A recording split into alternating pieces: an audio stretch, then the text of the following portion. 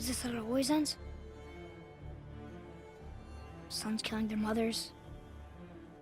Their fathers? No.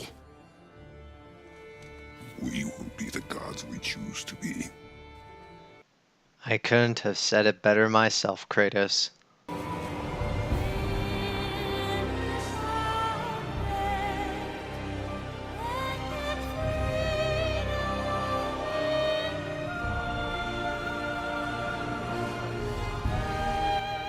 What's up, guys? I'm a son of Benedict.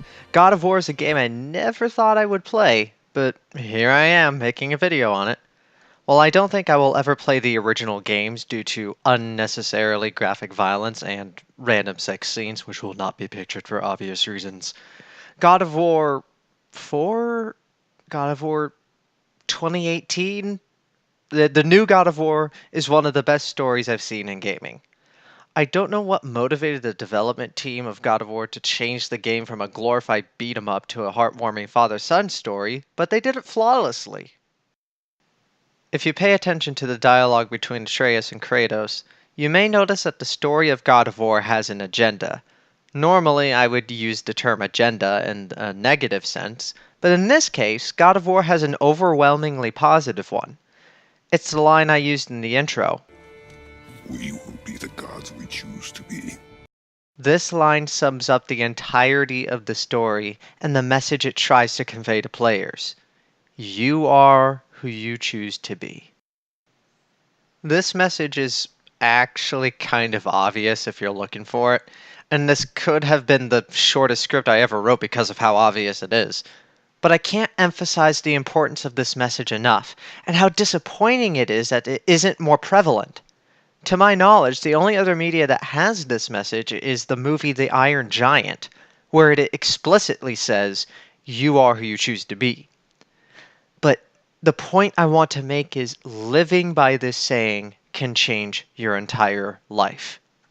First, let's unpack the meaning of the saying and what it means for Kratos and Atreus.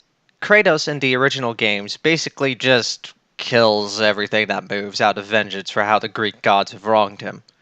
Kratos, out of hatred, killed almost the entire Greek pantheon.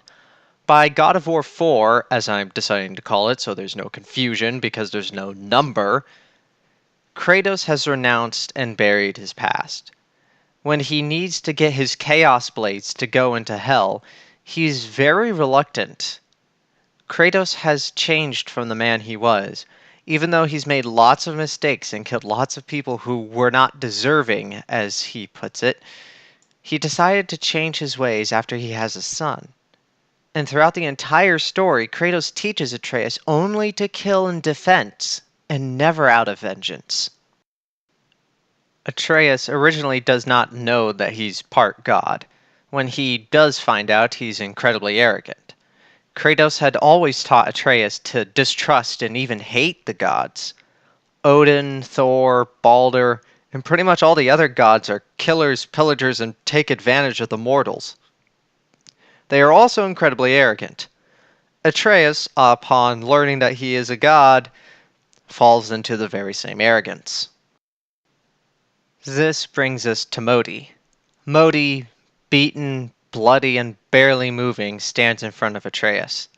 Modi had insulted Atreus' dead mother and threatened his family multiple times. But again, Modi can barely move. Kratos tells Atreus to leave him alone because he's beaten and isn't a threat. From this line we can tell that Kratos has decided to leave behind vengeance, even though Modi was insulting his deceased wife. Atreus kills Modi anyway. Soon after, Atreus ends up in hell and promptly renounces the stupid decisions he's made. In the final fight with Balder, Kratos is about to kill Balder when this happens. He's beaten, Father. Not a threat. This is the same lesson he failed to heed. Balder goes to kill his mother, Freya, but not before Kratos snaps his neck. Balder had become a threat again. Freya vows vengeance against Kratos and asks if Atreus knows about Kratos' violent past. This is the conversation that ensues. Boy, listen close. I'm from a land called Sparta. I made a deal with a god that cost me my soul. I killed many who were deserving, and many who were not.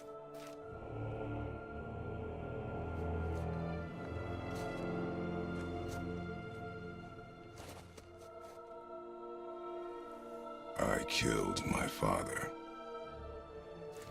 That was your father in hell. Is this what it is to be a god?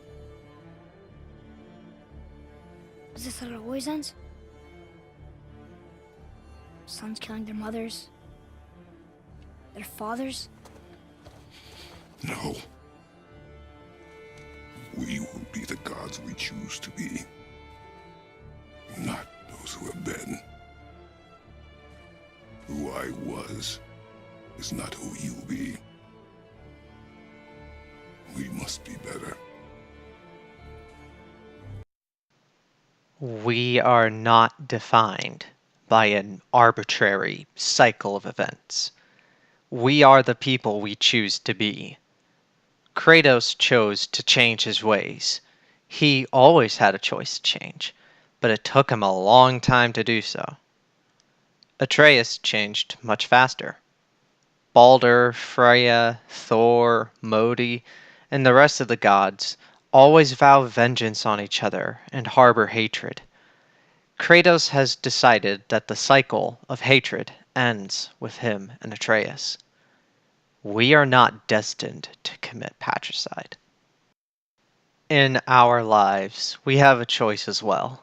We can choose to be vengeful, we can choose to be arrogant, we choose to be racist, we choose to do evil. That is sin. We also choose to be merciful, humble, and welcoming. We can choose the good. It's not easy to change, Kratos can attest to that. But if we appeal to Christ, we can change for the better. We are not predetermined to be crappy people. Our genetics and upbringing may influence our behavior later in life, but we can always choose to change. As Kratos and Atreus say, Fate is another lie Told by the gods, yes, of course. You really are your father's son, you know. Saint Benedict and Saint Scholastica, pray for us. Before finishing off this video, I want to point out what many of you are probably thinking. Why didn't he talk about parenthood in relation to Kratos and Freya? There's a lot to be said about being a good father and mother from their actions in game, so why didn't he point it out? To put it simply, I'm not a parent. I have no frame of reference for some of the stuff they do, although I find it inspiring. I found myself asking the same questions as Atreus at the end of the Balder fight. I can't begin to comprehend why Freya is willing to let her own son murder her. But maybe those of you who are parents might have a better idea. In that case, I'll leave it to you to make those connections. I'm not qualified to speak on them.